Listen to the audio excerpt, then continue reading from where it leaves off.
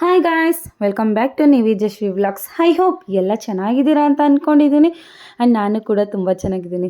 ಏನಪ್ಪ ಇಷ್ಟು ಬೆಳಗ್ಗೆಯಿಂದ ವ್ಲಾಗ್ ಮಾಡ್ತಾ ಇದ್ದೀನಿ ಅಂದ್ಕೊಂಡಿದ್ದೀರಾ. ಸೊ ನಾವು ಮತ್ತೆ ಹೋಗಿರೋ ಪ್ಲೇಸ್ಗೆ ಮತ್ತೆ ಇನ್ನೊಮ್ಮೆ ಹೋಗ್ತಾ ಇದ್ದೀವಿ. ಟೈಮ್ ಬಂದು ಆಗಲೇ 5:07 ಆಗಿದೆ. ಸೊ ಅರ್ಲಿ ಮಾರ್ನಿಂಗ್ 3ಗೆ ಎದ್ದು ಎಲ್ಲ ಕೆಲಸ ಮಾಡಿಕೊಂಡು ಟಿಫನ್ ಮಾಡಿಕೊಂಡು ಸೊ ಬೇಗ ಹೋದರೆ ನಮ್ಮ ಡೆಸ್ಟಿನೇಷನ್ ಬೇಗ ರೀಚ್ ಆಗ್ಬೋದು ಅಂತ ಹೇಳಿ ನಾವೆಲ್ಲರೂ ಕೂಡ ಹೊರಟಿದ್ದೀವಿ. ಸೊ ಮುಂದೆ ತಿಳಿಸ್ಕೊಡ್ತೀನಿ ಎಲ್ಲಿಗೆ ಹೋಗಿದ್ವಿ ಅಂತ. ಆ್ಯಂಡ್ ಯಾರು ಕೂಡ ಬೇಜಾರು ಮಾಡ್ಕೋಬೇಡಿ, ಇವರೇನಪ್ಪ ಹೋಗಿದ್ದ ಪ್ಲೇಸ್ನ ಎಷ್ಟು ಅಂತ ತೋರಿಸ್ತಾರೆ ಅಂತ ಮಾತ್ರ ಅಂತ ಅಂದ್ಕೋಬೇಡಿ. ಸೊ ನಾವು ಮನೆ ಬಿಟ್ಟಿದ್ದು 5:07ಕ್ಕೆ. ನೀವು ನೋಡ್ತಾ ಇರ್ಬೋದು ಎಷ್ಟು ಕತ್ಲೆ ಇತ್ತು ಅಂತ. ಆಲ್ಮೋಸ್ಟ್ ಈಗ ಹತ್ತತ್ರ ಮೈಸೂರಿಗೆ ರೀಚ್ ಆದ್ವಿ. ನೋಡಿ, ಮೈಸೂರಿಗೆ ಬಂದ ತಕ್ಷಣ ಎಷ್ಟು ಎಂಥ ಕಾಮಾಗಿದೆ ಆ್ಯಂಡ್ ಎಷ್ಟು ಚೆನ್ನಾಗಿದೆ ನಮ್ಮ ಮೈಸೂರು ವ್ಯೂ ಅಂತ. ಅಷ್ಟರಲ್ಲಿ ಆಗಲೇ ಪವರ್ ಸ್ಟೇಷನ್ಗೆ ಬಂದು ಪೆಟ್ರೋಲ್ ಹಾಕ್ಸ್ಕೊಂಡು ನಮ್ಮ ಪಯಣನ ಮತ್ತೆ ಮುಂದುವರೆದ್ವಿ. ನಮಗಂತೂ ಎಕ್ಸ್ಪೆಷಲಿ ನಾನು 3 ಎದ್ದಿದ್ದೆ ಅಲ್ವಾ, ತುಂಬ ಅಂದರೆ ತುಂಬ ನಿದ್ದೆ ಬಂದಿತ್ತು. ಕಣ್ಣೇ ಬಿಡ್ಲಿಕ್ಕೆ ಆಗ್ತಾಯಿಲ್ಲ, ಅಷ್ಟು ನಿದ್ದೆ ಬರ್ತಾಯಿತ್ತು. ಸೊ ನಾನು ಕಾರ್ ಹತ್ತಾಗ ಮಲ್ಕೊಂಡಿದ್ದು, ನೆಕ್ಸ್ಟ್ ಎದ್ದಿದ್ದೆ ಮೈಸೂರಲ್ಲಿ. ಸೊ ನನಗಂತೂ ಈ ಥರ ಮಾರ್ನಿಂಗ್ ವ್ಯೂಸ್ ಅಂತೂ ತುಂಬ ಇಷ್ಟ ಆಯಿತು. ಆ್ಯಂಡ್ ಆಗಲೇ ಎಷ್ಟೊಂದು ಜನ ಎಲ್ಲ ಎದ್ದು ಅವ್ರವ್ರ ಕೆಲಸಗಳಿಗೆ ತೊಡ್ಕೊತಾ ಇದ್ದರು. ಸೊ ನಾವು ಕೂಡ ಆದಷ್ಟು ಬೇಗ ಹೋದರೆ ಬೇಗ ರಿಟರ್ನ್ ಆಗ್ಬೋದು ಅಂತ ಅಂದ್ಬಿಟ್ಟು ಬಂದ್ವಿ. ಸೊ ಹಂಗೆ ಹೋಗ್ತಾ ಇದ್ವಿ. ನೋಡ್ತಾ ಇರ್ಬೋದು ನೀವು ಎಷ್ಟು ಫಾಗ್ ಇದೆ ಅಂತ ಹೇಳಿ. ತುಂಬ ಅಂದರೆ ತುಂಬ ಫಾಗ್ ಇದೆ. ಆ್ಯಂಡ್ ಇವಾಗ ಧನುರ್ಮಾಸ ಟೈಮ್ ಅಲ್ವಾ, ಹಾಗಾಗಿ ಸ್ವಲ್ಪ ಚಳಿನೂ ಇರುತ್ತೆ ಮತ್ತು ಫಾಗು ಕೂಡ ಇರುತ್ತೆ. ಸೊ ಇದು ನೀವು ನೋಡ್ತಾ ಇರೋದು ವರುಣ ಲೇಕ್ ಅಂತ. ನನಗಂತೂ ತುಂಬ ಇಷ್ಟ. ಒಂದ್ಸಾದ್ರೂ ಇಲ್ಲಿ ಹೋಗಿ ನಾವು ಬೋಟ್ ರೈಡ್ ಮಾಡಬೇಕು ಅಂತ ಅಂದ್ಕೊಂಡಿದ್ವಿ, ಬಟ್ ಆಗ್ತಾಯಿಲ್ಲ. ಆ್ಯಂಡ್ ಲಾಸ್ಟ್ ಟೈಮ್ ನಾನು ಇದೇ ರೋಡಲ್ಲಿ ಪಾಸ್ ಆಗ್ತಾ ಇರಬೇಕಾದ್ರೆ ಇಲ್ಲೆಲ್ಲ ಆಗ್ತಾನೆ ಗದ್ದೆನ ನಾಟಿ ಮಾಡ್ತಾಯಿದ್ರು. ಸೊ ಈಗ ನೀವು ನೋಡ್ಬೋದು, ಆಗಲೇ ಕಟಾವಿಗೆ ಬಂದಿದೆ ಭತ್ತ ಎಲ್ಲ. ಸೊ ಅಷ್ಟು ಪೀರಿಯಡ್ ಗ್ಯಾಪಲ್ಲಿ ಮತ್ತೆ ನಾವು ಹೋಗ್ತಾ ಇದ್ದೀವಿ ಆ ಪ್ಲೇಸಿಗೆ. ನನಗಂತೂ ಈ ಥರ ನೇಚರ್ ಮಧ್ಯೆ ಆಗಲಿ, ಈ ಥರ ಆ ಕಡೆ ಈ ಕಡೆ ಹೊಲ ಗದ್ದೆ ಈ ಥರ ಮಧ್ಯೆ ಹೋಗೋದಂತೂ ತುಂಬ ಅಂದರೆ ತುಂಬ ಇಷ್ಟ ಆಗುತ್ತೆ. ಆ್ಯಂಡ್ ಏನೇ ಜರ್ನಿ ಮಾಡಬೇಕಾದ್ರೂ ನಾವು ಅರ್ಲಿ ಮಾರ್ನಿಂಗ್ನ ಪ್ರಿಫರ್ ಮಾಡಬೇಕು. ಬಿಕಾಸ್ ಜಾಸ್ತಿ ವೆಹಿಕಲ್ಸ್ ಇರೋಲ್ಲ, ಕ್ರೌಡ್ ಇರೋಲ್ಲ, ಕಾಮಾಗಿರುತ್ತೆ. ಆರಾಮಾಗಿ ನಾವು ಸನ್ರೈಸ್ನ ವ್ಯೂ ನೋಡ್ಕೊಂಡು ಹೋಗ್ಬೋದು. ಅದಂತೂ ತುಂಬ ಅಂದರೆ ತುಂಬ ಚೆನ್ನಾಗಿರುತ್ತೆ. ಸೊ ಹಾಗಾಗಿ ನಾವು ಕೂಡ ಮಾರ್ನಿಂಗ್ನ ಜರ್ನಿನೇ ಪ್ರಿಫರ್ ಮಾಡಿದ್ವಿ. ಅದು ಈ ಟೈಮಲ್ಲಂತೂ ಇನ್ನೂ ತುಂಬ ಚೆನ್ನಾಗಿರುತ್ತೆ. ತುಂಬ ದೂರ ನೋಡಿದ್ರೆ ಏನೂ ಅಷ್ಟು ಕಾಣೋದೇ ಇಲ್ಲ, ಅಷ್ಟು ಇರುತ್ತೆ. ಸೊ ನೀವು ನೋಡ್ತಾ ಇರ್ಬೋದು ಸನ್ರೈಸ್ ಎಷ್ಟು ಚೆನ್ನಾಗಿ ಆಗ್ತಾಯಿದೆ ಅಂತ. ಅದರಲ್ಲೂ ಈ ಥರ ನದಿ ಅಥವಾ ಕೆರೆ ಅದರ ಮಧ್ಯದಲ್ಲಿ ಸೂರ್ಯ ಉದಯ ಆಗ್ತಾ ಇರೋದನ್ನ ನೋಡಿದ್ರೆ ಅದ್ರದ್ದು ಶ್ಯಾಡೋ ಎಲ್ಲ ರಿಫ್ಲೆಕ್ಟ್ ಆಗ್ತಿರುತ್ತೆ, ತುಂಬ ಚೆನ್ನಾಗಿರುತ್ತೆ. ಅಷ್ಟರಲ್ಲಿ ಜಶ್ವಿನೂ ಕೂಡ ಎದ್ಲು. ನೀವು ನೋಡ್ತಾ ಇರ್ಬೋದು ನನ್ನ ಕಣ್ಣು ಎಷ್ಟು ಕೆಂಪಾಗಿದೆ ಅಂತ. ಆಲ್ಮೋಸ್ಟ್ ನಾವು ಅಂದ್ಕೊಂಡಿರೋ ಪ್ಲೇಸ್ಗೆ ಹತ್ರ ಬಂದ್ವಿ. ಸೊ ಈ ರೋಡಂತೂ ಯಾವಾಗ ನೋಡಿದ್ರೂ ಟ್ರಾಫಿಕ್. ಬಟ್ ನಾನು ಹೋಗಿರೋ ಅಷ್ಟು ದಿನದಲ್ಲಿ ಇದೇ ಫಸ್ಟ್ ಟೈಮ್ ಇಷ್ಟೊಂದು ಟ್ರಾಫಿಕ್ ಅಂತ ನಾವು ನೋಡಿದ್ದು.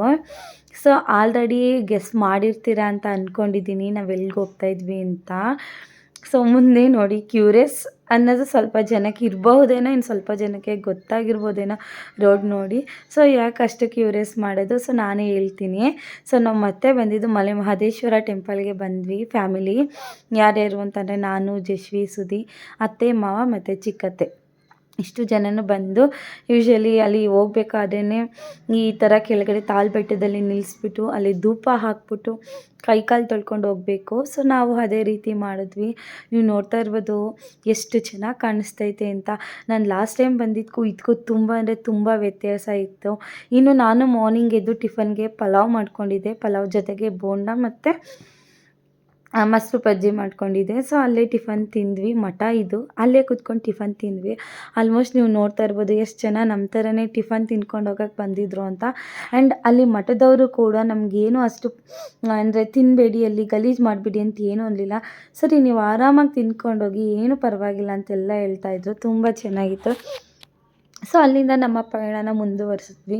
ಬಟ್ ನಮ್ಮ ಜಶ್ವಿ ಪಾಪ, ಅವಳಿಗೆ ಶಿರಪ್ ಹಾಕಿದ ತಕ್ಷಣ ಜ್ವರ ಕಮ್ಮಿ ಆಗ್ತಾಯಿತ್ತು, ಇಲ್ಲಾಂದರೆ ತುಂಬ ಜಾಸ್ತಿ ಆಗ್ತಾಯಿತ್ತು. ನನಗೆ ಅದೇ ಒಂದು ಬೇಜಾರಾಗ್ತಾಯಿತ್ತು. ಅವಳು ಸ್ವಲ್ಪ ರಿಕವರ್ ಆದ ತಕ್ಷಣ ತುಂಬ ಚೆನ್ನಾಗಿ ಎನರ್ಜೆಟಿಕ್ಕಾಗಿ ಆಟಾಡ್ತಾಯಿದ್ಲು. ಸ್ವಲ್ಪ ಡೌನ್ ಆದ ತಕ್ಷಣ ತುಂಬ ಸಪ್ಪೆ ಆಗ್ತಾಯಿದ್ಲು. ನನಗಂತೂ ತುಂಬ ಅಂದರೆ ತುಂಬ ಬೇಜಾರಾಗ್ತಾಯಿತ್ತು. ನೀವು ಅವಳ ಮುಖ ನೋಡ್ಬೋದು ಯಾವ ರೀತಿ ಆಗಿದೆ ಅಂತ. ಆ್ಯಂಡ್ ಅವಳು ಹೊರ್ಗಡೆ ಫುಡ್ಡು ತಿನ್ನೋದು ಅಷ್ಟರಲ್ಲೇ, ಅದರಲ್ಲಿ ಈ ಥರ ಜ್ವರ ಬಂದಾಗಂತೂ ಏನಂದರೆ ಏನೂ ಕೂಡ ತಿನ್ನಲಿಲ್ಲ. ನಾವು ತುಂಬ ಫೋರ್ಸ್ ಮಾಡೋಕ್ಕೂ ಹೋಗಲಿಲ್ಲ. ಬಿಕಾಸ್ ನಮಗೆ ಆಗೋದಿಲ್ಲ ಜ್ವರ ಬಂದಾಗ ತಿನ್ನಲಿಕ್ಕೆ, ಬಾಯಿ ಎಲ್ಲ ಕಹಿ ಅಂತ ಅನಿಸಿರುತ್ತೆ. ಇನ್ನು ಮಗು ಇನ್ನೆಂಗೆ ಅಂತ ಅಂದ್ಕೊಂಡು ನಾವು ಜಾಸ್ತಿ ಫೋರ್ಸ್ ಮಾಡಲಿಲ್ಲ. ಅಲ್ಲೇ ಸ್ವಲ್ಪ ಬಿಸ್ಕೆಟ್ಸು ಅದು ಇದು ಅಂತ ತೊಗೊಂಡಿದ್ವಿ. ಅವಳು ಅದರಲ್ಲೇ ಮೇಂಟೈನ್ ಆದಳು. ಸೊ ನಾವೀಗ ಮುಂದೆ ಬಂದ್ವಿ. ಈ ಥರ ಕರ್ವಲ್ಲಿ ನೋಡಬೇಕು ನೀವು, ದೂರದಲ್ಲಿರೋ ಬೆಟ್ಟಗಳು ಕಾಣೋದೇ ಇಲ್ಲ, ಅಷ್ಟು ಅಂದರೆ ಅಷ್ಟು ಫಾಗ್ ಆಗಿತ್ತು. ತುಂಬ ಚೆನ್ನಾಗಿತ್ತು. ತುಂಬ ಚೆನ್ನಾಗಿ ಎಂಜಾಯ್ ಮಾಡಿಕೊಂಡು ಫೈನಲಿ ನಾವು ಮಲೆ ಮಹದೇಶ್ವರ ಬೆಟ್ಟಕ್ಕೆ ರೀಚ್ ಆದ್ವಿ. ಅವಳು ಸ್ವಲ್ಪ ಅವ್ರ ಪಪ್ಪನ ಜೊತೆ ಹೋಗ್ತೀನಿ ಅಂತ ಹೇಳ್ತಾ ಇದ್ಲು. ಸೊ ಹಾಗಾಗಿ ಅವ್ರ ಪಪ್ಪ ಎತ್ಕೊಂಡ್ರು. ಆ್ಯಂಡ್ ಇನ್ನೊಂದೇನು ಅಂತಂದರೆ ನಮ್ಮ ಜಶ್ವಿ ಆಲ್ಮೋಸ್ಟ್ ಈ ಥರ ಎಲ್ಲರೂ ಒಂದು ಪ್ಲೇಸ್ಗೆ ಹೋಗ್ತೀವಿ ಅಂತ ಅಂದ್ಕೊಂಡಾಗ ಅವಳ ಹತ್ರ ಒಂದು ಹೊಸ ಬಟ್ಟೆ ರೆಡಿ ಇರುತ್ತೆ ಅಂತಲೇ ಹೇಳ್ಬೋದು. ನಾನು ಅದನ್ನೇ ಹೇಳ್ತಾ ಇದ್ದೆ ಇಲ್ಲಿ. ನಮ್ಮ ಜಶ್ವಿ ಇದು 3rd ಟೈಮ್ ಬಂದಿರೋದು ಆಂಟಿ ಇಲ್ಲಿಗೆ ಅಂತ ನಮ್ಮ ಚಿಕ್ಕತ್ತೆಗೆ ಹೇಳ್ತಾ ಇದ್ದೆ. ಆ್ಯಂಡ್ ಈ ಥರ ಒಂದು ಸ್ವಲ್ಪ ಟೈಮ್ ಕುತ್ಕೊಂಡು ಹೋದ್ಲು. ಅವಳಿಗೆ ಸ್ವಲ್ಪ ಆಗ್ತಾ ಇರಲಿಲ್ಲ ಅಲ್ವಾ, ಹಾಗಾಗಿ ಅಮ್ಮ ಅಮ್ಮ ಅಂತ ಹೇಳ್ತಾ ಇದ್ಲು. ಸೊ ಫೈನಲಿ ರೀಚ್ ಆದ್ವಿ. ನೋಡಿ ಎಷ್ಟು ಚೆನ್ನಾಗಿದೆ ವ್ಯೂ ಅಂತ. ನಾವು ಲಾಸ್ಟ್ ಟೈಮ್ ಬಸ್ಸಲ್ಲಿ ಬಂದಿದ್ದಲ್ವ, ಹಾಗಾಗಿ ಮಹದೇಶ್ವರ ಬೆಟ್ಟಕ್ಕೆ ರೀಚ್ ಆಗಿದೆ ಅರೌಂಡ್ 12 ಹಂಗಾಗಿತ್ತು. ಇವಾಗ ಒಂದು 10 ಹಂಗೆಲ್ಲ ಬಂದ್ವಿ. ಬಟ್ ನೀವು ನೋಡ್ತಾ ಇದ್ದೀರಾ ಗೈಸ್, ತುಂಬ ಅಂದರೆ ತುಂಬ ರಶ್ ಇದೆ. ಯೂಶ್ವಲಿ ನಾವು ಬಂದಿರೋದೇ ಸಂಡೇ, ಅದರಲ್ಲೂ ಇಷ್ಟೊಂದು ಅಂದರೆ ತುಂಬ ರಶ್ ಇದೆ. ಲಾಸ್ಟ್ ಟೈಮ್ ಬಂದಾಗಲೇ ಇಷ್ಟು ರಶ್ ಇರಲಿಲ್ಲ. ಈ ಟೈಮ್ ಅಂತೂ ತುಂಬ ರಶ್ ಇತ್ತು. ಬಟ್ ನಮ್ಮ ಜಶ್ವಿ ನಮಗೆ ಕೋಪ್ರೇಟ್ ಮಾಡಿದ್ಲಲ್ಲ, ಅದೇ ಖುಷಿ ಆಯಿತು ನನಗಂತೂ. ಬಿಕಾಸ್ ಅವ್ಳಿಗೆ ಹುಷಾರಿರಲಿಲ್ಲ, ಎಲ್ಲಿ ಅಳ್ತಾಳೋ ಎಲ್ಲಿ ಆಗಲ್ಲ ಅಂತಾಳೋ ಅದೆಲ್ಲ ಟೆನ್ಷನ್ ಇತ್ತು. ಅಷ್ಟರಲ್ಲಾಗಲೇ ಅವಳಿಗೆ ಅದು ಇದು ಪ್ಯಾಂಪರ್ ಮಾಡಿ ಆಟ ಆಡಿಸಿ ಅಂತೂ ಇಂತೂ ದೇವ್ರ ದರ್ಶನ ಮಾಡಿಸಿದ್ವಿ. ನೀವು ನೋಡ್ತಾ ಇರ್ಬೋದು, ಸ್ವಲ್ಪ ಬಿಸ್ಕೆಟ್ಸ್ ತಿಂದ್ಕೊಂಡು ಹಾಗೆ ಹಿಂಗೆ ಅಂತೆಲ್ಲ ಆಟಾಡ್ತಾಯಿದ್ಲು. ನಮಗಂತೂ ನಮ್ಮ ಪಾಪು ಈ ಥರ ಖುಷಿ ಖುಷಿಯಾಗಿರೋದೇ ಚೆಂದಪ್ಪ. ಯಾವುದೇ ಮಕ್ಳಿಗೆ ಆದರೂ ಏನೇ ಆದರೂ ಮೀನ್ಸ್ ಜ್ವರ ಆ ಥರ ಏನೂ ಬರಬಾರ್ದು. ಅದು ಈ ಪೀರಿಯಡಲ್ಲಿ ತುಂಬ ಅಂದರೆ ತುಂಬ ಚಳಿ ಇದೆ, ವೆದರ್ ಕೂಡ ಸರಿಯಾಗಿಲ್ಲ, ಹಾಗಾಗಿ ಬರಬಾರ್ದು ಅಂತಲೇ ಅನ್ಕೋತೀನಿ. ನಾವು ಸ್ವಲ್ಪ ಮುಂದೆ ಬಂದ್ವಿ. ಹಿಂದೆ ಎಂತ ಇನ್ನೂ ರಶ್ ಆಗೋಗಿತ್ತು. ನೀವು ನೋಡ್ತಾ ಇರ್ಬೋದು ಹೊರಗಡೆ ಯಾರೂ ಜನಗಳೇ ಓಡಾಡ್ತಾ ಇಲ್ಲ, ಅಷ್ಟು ರಶ್ ಆಗಿತ್ತು. ಆ್ಯಂಡ್ ನಾನು ಉಟ್ಕೊಂಡಿರುವಂತಹ ಸೀರೆ ಬಂದು ಅದು ನನ್ನ ಮದುವೆ ಟೈಮ್ ಸೀರೆ. 6 ಇಯರ್ಸ್ ಆಗಿತ್ತು ಸೀರೆ ತೊಗೊಂಡು. ಬಟ್ ಅದಕ್ಕಿನ್ನ ನಾನು ಬ್ಲೌಸ್ ಸ್ಟಿಚ್ ಕೂಡ ಮಾಡ್ಕೊಂಡಿರಲಿಲ್ಲ. ಸೊ ಬೇರೆ ಬ್ಲೌಸ್ ಇತ್ತು, ಅದಕ್ಕೆ ಮ್ಯಾಚ್ ಮಾಡಿಕೊಂಡು ನಾನು ಟೆಂಪಲ್ಗೆ ಹೋದಾಗ ಕಾಲಕ್ಕೆ ಕೂಡುವಂತು ಅಂತಲೇ ಹೇಳ್ಬೋದು ಆ ಸ್ಯಾರಿ ಹಾಕ್ಕೊಳ್ಳೋಕ್ಕೆ. ಸೊ ಆವಾಗ ಅದನ್ನ ಹಾಕ್ಕೊಂಡು ಬಂದ್ವಿ. ಇಲ್ಲಿ ರಶ್ ಇದ್ದಿದ್ದ ಕಾರಣ ನಾವೇನು ಮಾಡಿದ್ವಿ, ಜಶ್ವಿನ ಅಲ್ಲಿ ಆ ಥರ ಕಟ್ಟೆ ಮೇಲೆ ಕೂರಿಸಿದ್ವಿ. ಮಗಳು ನೀನು ಬರಬೇಡ ನಮ್ಮ ಜೊತೆ, ತುಂಬ ಅಲ್ಲಿ ರಶ್ ಇದೆ, ನಾವು ಆ ಕಡೆಯಿಂದ ಟರ್ನ್ ಹಾಕಿ ಬರ್ತೀವಲ್ಲ ಆಗ ಬನ್ನಿ ಅಂತ. ಅವಳಂತೂ ಸರಿ ಅಮ್ಮ ಅಂತ ಅಂದ್ಕೊಂಡು ಕೂತ್ಕೊಂಡ್ಳು. ನಾನು ಆಲ್ಮೋಸ್ಟ್ ನನಗೆ ನನ್ನ ಫ್ರೆಂಡ್ಸು ಕೂಡ ಹೇಳಿರ್ತಾರೆ, ನಿನ್ನ ಮಗಳೇ ಸರಿಯಪ್ಪ, ಹೇಳಿದ ಮಾತು ಕೇಳ್ತಾಳೆ, ತುಂಬ ಸೈಲೆಂಟ್ ಅಂತ. ನಿಜ, ನಾವು ಏನು ಹೇಳಿದ್ರೂ ಕೇಳ್ತಾಳೆ ಹೊರತು ಆಟ ಮಾತ್ರ ಮಾಡಲ್ಲ. ಆ್ಯಂಡ್ ನಾವು ಎಲ್ಲಿ ಇರುವಂತೀವಿ ಅಲ್ಲೇ ಇರ್ತಾಳೆ ಹೊರತು ಅಲ್ಲಿಂದ ಒಂದು ಸ್ವಲ್ಪನೂ ಅಲ್ಗಾಡಲ್ಲ, ಹಂಗೆ ಕುತ್ಕೊತಾಳೆ. ಅದಂತೂ ನಮಗಂತೂ ಒಂಥರ ಪುಣ್ಯ ಅಂತಲೇ ಹೇಳ್ಬೋದು ಸಮ್ಟೈಮ್ಸ್. ಸೊ ಈಗ ಎಲ್ಲ ದರ್ಶನ ಎಲ್ಲ ಮುಗಿಸ್ಕೊಂಡು ಬಂದ್ವಿ. ಅಷ್ಟರಲ್ಲಿ ಮಾರ್ನಿಂಗ್ ಶಿರಪ್ ಹಾಕಿದೆ ಅಲ್ವ, ನಮ್ಮ ಜಶ್ವಿ ಸ್ವಲ್ಪ ಆರಾಮ್ಸೆ ಇದ್ಲು. ಅವಾಗೇನು ತೊಂದರೆ ಕೊಡಲಿಲ್ಲ ನಮಗೆ. ಹೊರಗಡೆ ಬಂದಾಗ ನೀವು ನೋಡ್ತಾ ಇರ್ಬೋದು ಎಷ್ಟು ರಶ್ ಇದೆ ಅಂತ.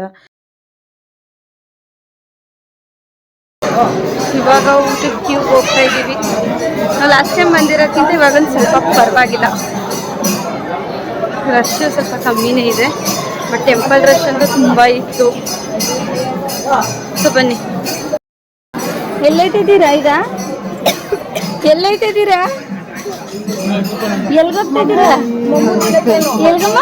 ಮೊಮ್ಮು. ಯಾವ ಮೊಮ್ಮು? ಮಾಮಿ ಮೊಮ್ಮು. ಯಾವ ಮಾಮಿ ಬಂದಿದ್ದೀರಾ?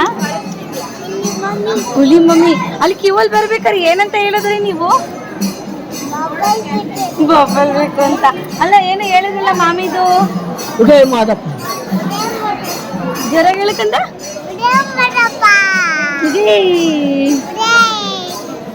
ಈಗ ಆಟ ಸಾಮಾನು ಏನೇನು ತೆಗಿಸ್ಕೊಂತೀರಾ?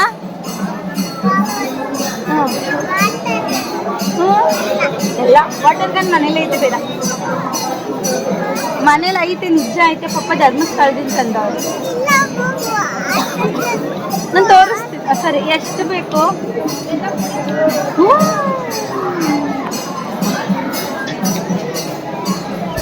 ಸೊ ಅಲ್ಲಿಂದ ಊಟ ಮುಗಿಸ್ಕೊಂಡು ಬಂದ್ವಿ. ಇಲ್ಲಿ ಎದನ್ನೇ ಮಾತಾಡ್ತಾಯಿದ್ವಿ ನೋಡಿ.